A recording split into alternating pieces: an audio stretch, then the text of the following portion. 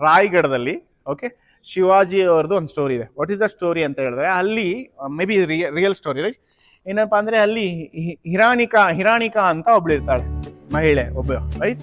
ಇವಳು ಏನ್ ಮಾಡ್ತಾಳೆ ಅಂತ ಹೇಳಿದ್ರೆ ದಿನ ಹಾಲ್ ಕರೆದು ಹಾಲ್ನ ತಗೊಂಡೋಗಿ ಅದು ಕೋಟೆ ಒಳಗಡೆ ಹೋಗಿ ಹಾಕಿ ಹಾಲ್ನ ಹಾಕ್ಬಿಟ್ಟು ವಾಪಸ್ ದಿನ ಬರ್ಬೇಕು. ಇದು ಅವ್ರದ್ದು ರೈಟ್, ಇದು ಅವ್ರ ಕರ್ತವ್ಯ ರೈಟ್. ಅಲ್ಲೊಂದು ರಾಯಗಢದ ಕೋಟೆಗೆ ಒಂದು ರೂಲ್ ಇರುತ್ತೆ. ವಾಟ್ ಈಸ್ ದಟ್ ರೂಲ್ ಅಂತ ಹೇಳಿದ್ರೆ 6:30 ಸರಿಯಾಗಿ 6:30 6:30 ರಾಜಾಜ್ಞೆ ಇರುತ್ತೆ. ಏನಪ್ಪಾ ಅಂದ್ರೆ ಕೋಟೆ ಬಾಗ್ಲು ಬಂದ್ ಆಗ್ಬಿಡುತ್ತೆ ಸೆಕ್ಯೂರಿಟಿ ಪರ್ಪಸ್.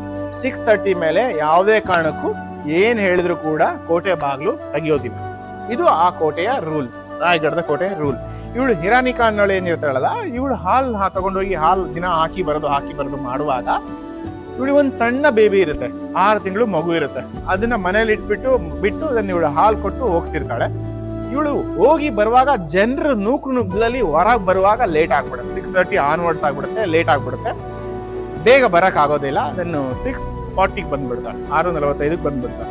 ಅವಾಗ ಬಂದಾದ್ಮೇಲೆ ಇವರು ರಿಕ್ವೆಸ್ಟ್ ಮಾಡ್ಕೊಂತ ಸೈನಿಕರಿಗೆ, ದಯಮಾಡಿ ನನಗೆ ಬಿಟ್ಬಿಡ್ರಿ, ನನ್ನ ಮಗು ಅಲ್ಲಿದೆ, ನಾನು ಹೋಗ್ಬೇಕು, ಜೋಪಡಿ ಮನೆ ನಂದು, ಗುಡಿಸ್ಲ ಮನೆ, ನಾನು ಹೋಗ್ಲಿಲ್ಲ ಅಂದ್ರೆ ನನ್ನ ಮಗು ಅನಾಥಕ್ಕೀಡಾಗ್ಬಿಡುತ್ತೆ, ಯಾರು ಇಲ್ಲ, ದಯಮಾಡಿ ಬಿಟ್ಬಿಡಿ ಅಂತ.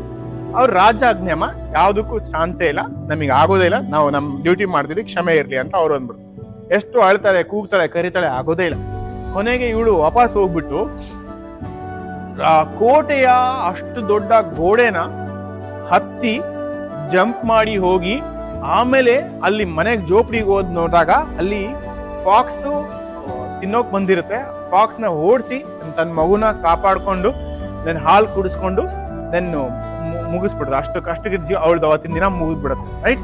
ಈ ವಿಷಯ ತಿಳಿದ್ಬಿಟ್ಟು ರಾಜ ನೆಕ್ಸ್ಟ್ ಡೇ ಆ ಹಿರಾಣಿಕಾನ ಕರ್ಕೊಂಬನ್ನಿ ಅರಮನೆಗೆ ಅಂತ ಎಲ್ಲಾರು ಕರ್ಕೊಂಬಂದ್ಬಿಟ್ಟು, ಅವಾಗ ಹಿರಾಣಿಕಾಗೆ ಅವ್ನ್ ರಾಜ ಬಂದ್ಬಿಟ್ಟು ಏನ್ ಹೇಳ್ತಾನೆ ಅಂತ ಹೇಳಿದ್ರೆ, ನೀನ್ ಮಾಡಿದ್ಕೆ ನನಗೆ ಬೇಜಾರಿಲ್ಲ, ನೀ ಹಂಗ್ ಮಾಡಿ ಉಲ್ಲಂಘನೆ ಮಾಡಿದ್ಕೆ ನನಗೆ ಏನು ತೊಂದರೆ ಇಲ್ಲ, ಬಟ್ ನನಗೆ ಆಶ್ಚರ್ಯ ಇದೆ, ನನಗೆ ಅದು ನಿಜವಾಗ್ಲೂ ಸರ್ಪ್ರೈಸ್ ಇದೆ, ಆಶ್ಚರ್ಯ ಇದೆ. ಏನಪ್ಪಾ ಅಂದ್ರೆ ಅಂತ ದೊಡ್ಡ ಗೋಡೆ ಇದೆ, ಆ ಗೋಡೆ ಹತ್ರ ನಾವು ಯಾರನ್ನೂ ಕೂಡ ಸೈನಿಕರನ್ನ ಕಾವಲಿಗೆ ಹಾಕೇ ಇಲ್ಲ.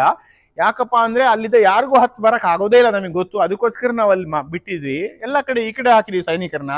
ಆದ್ರೆ ಅಂತ ದೊಡ್ಡ ಗೋಡೆನ ನೀನ್ ಕ್ಲೈಮ್ ಮಾಡಿದ್ಯಾ, ಹತ್ತಿದ್ಯಾ ಅಂದ್ರೆ ಆ ಸ್ಕಿಲ್ ಸೆಟ್ ಏನು, ಹೆಂಗ್ ಹತ್ತಿದೆ ನೀನು, ಆ ಸ್ಕಿಲ್ಸ್ ಏನು, ಹೆಂಗ್ ಹಿಡ್ಕೊಂಡೆ, ಹೆಂಗ್ ಗ್ರಿಪ್ಪಿಂಗ್ಸ್ ಹಿಡ್ಕೊಂಡೆ, ಹಾಗಾಗಿ ಅದನ್ನ ನೀನ್ ನಮಗೆ ಹೇಳ್ಕೊಡ್ಬೇಕು, ಅದನ್ನೇ ನಾವು ನಮ್ಮ ಸೈನಿಕರಿಗೆ ಪ್ರಾಕ್ಟೀಸ್ ಮಾಡಿಸ್ತೀವಿ ಅಂತ ಹೇಳ್ತಾರೆ. ಅವಾಗ ರೆಡಿ ಇದೆಯಾ, ಮತ್ತೆ ಇವಾಗ ಮಾಡೋಣ ಅಂತ ಹೇಳ್ತಾರೆ. ಅದಕ್ಕೆ ಆ ಹಿರಾಣಿಕಾ ಏನ್ ಹೇಳ್ತಾಳೆ ಅಂದ್ರೆ, ಸರ್ ಇವಾಗ ಏನ್ ಹೇಳ್ತಾಳೆ ಅಂತ ಹೇಳಿದ್ರೆ, ಇಲ್ಲ ರಾಜರೇ ಮಹಾರಾಜರೇ, ಇಲ್ಲ ನಾನು ಮಾಡಲ್ಲ, ನನಗ್ ಬರೋದು ಇಲ್ಲ, ನಾನು ತೋರಿಸೋದಿಲ್ಲ, ನಾನು ಮಾಡೋದಿಲ್ಲ, ನನಗ್ ಬರೋದು ಇಲ್ಲ. ಅವಾಗ ಯಾಕೆ ಬರೋದಿಲ್ಲ ಏನಂದ್ರೆ, ನಿನ್ನೆ ನನಗೆ ಅದನ್ನ ಮಾಡೋಕೊಂದು ಬಲವಾದ ಕಾರಣ ಇತ್ತು, ರೀಸನ್ ಇತ್ತು ರೈಟ್. ಆ ರೀಸನ್ ಇದ್ದಾಗ ನನ್ಗೆ ಧೈರ್ಯನೂ ಬಂತು, ನನ್ನ ಕ್ರೈಮ್ ಮಾಡೋದು ಕೂಡ ಗೊತ್ತಾಯ್ತು ರೈಟ್. ಅವಾಗ ನಾನು ಮಾಡ್ಬಿಟ್ಟೆ. ಬಟ್ ಇವತ್ತು ನನಗೆ ಅದು ಇಲ್ಲ, ಹಾಗಾಗಿ ನನಗೆ ಮಾಡಕ್ ಆಗೋದಿಲ್ಲ. ಅಂದ್ರೆ ಇದ್ರ ಅರ್ಥ ಏನಪ್ಪಾ ಅಂತ ಹೇಳಿದ್ರೆ, when we have a clarity about our why, ನಮ್ಮ ಪರ್ಪಸ್ ಬಗ್ಗೆ, when we have a clarity about our purpose, ಆ ವೈ ಬಗ್ಗೆ ನಮಗೆ ಕ್ಲಾರಿಟಿ ಇದ್ರೆ, courage and conviction will come automatically. So we should have that why clarity